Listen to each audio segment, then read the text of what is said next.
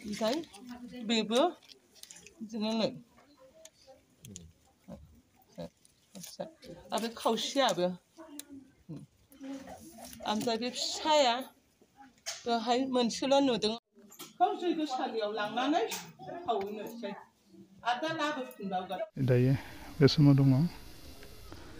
बायदि बायदि पद्मावती बाथौ शिव पार्वती धोरोम माइनाव अन्थाइनि दै हरनाय थावनि क'क्राझार जैनारि आमिनपारा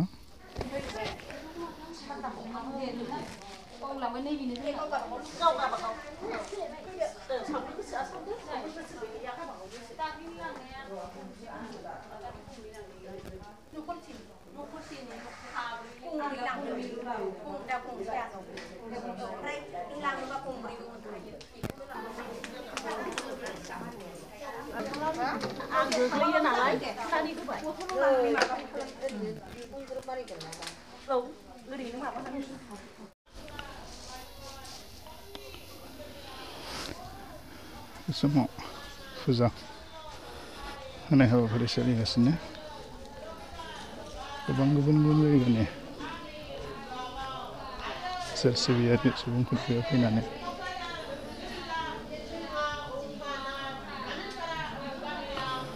गाव गावनि गोसोनि साननाय हनायखौ इसोरनाव आर'ज गाबफैयो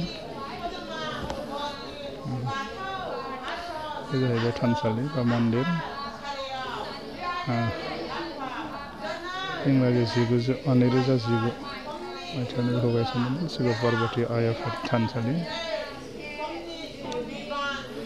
बे गाहाय थानसालि बे समाव गुबुन गुबुन जायगानिफ्राय फैनाय सुबुंफोरा इसोरनाव आर'ज गाबदों गोदान बोसोरनि मुङै गुरु मोन्थोरजों लोगोसे सिबियारिफ्रा उन मोन्थोरखौ रायखादों बे समावनो जैनारि आमिनपारा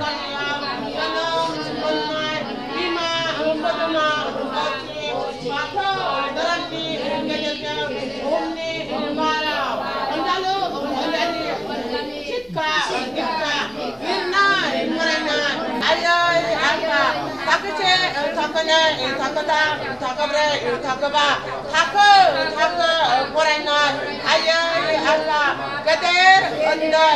आरो न'खर संसार बान्दो बिन्दो लानानै बयनिबो जिबन लानानै मख'जाथाव दिनै बेयाव अन्थाइनि दै हरनाय जायो जे बिथांमोननि फोरमायनाय बायदिब्ला बा गोबां सिबियारिफोरा बाहायनानै फोरमान मोननाय बायदिब्ला नैबे अन्थाइनि दैजों सुबुंनि सोलेराव थानाय बायदि रोखोमनि गुबुन गुबुन बायदि बायदि बेरामफोरा बे दैखौ लोंनायनि गेजेरजों गाहाम जायो बा मोजां जायो होननानै बाहायगिरि लोगोसेनो नैबे बिथां हरगिरिमोना फाव फोरमायदों फोथायारिफोरा जायफोरा फोथायो नोंथांमोनाबो सोरबाफोर गोनां जायोब्ला लांफैनो हागोन बे थारैनो बे समाव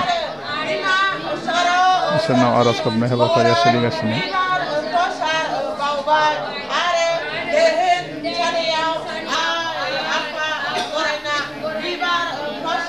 जानांगौ दिनै अन्थाइनि दै हरगोन गोबां उन्दै उन्दै फरायसाफोरा इसोरखौ सिबिनानै दिनै बोसोरनि गिदिर सानाव गाव गावनि फरायनाय जिउआव जाहाथे जाफुंसार जानो हायो बेनि थाखाय इसोरनाव आर'ज गाबफैयो गाहामै फरायनो हायो मोजां बिजाब फरायनो हायो बेनि थाखाय इसोरनाव बोर बिफैदों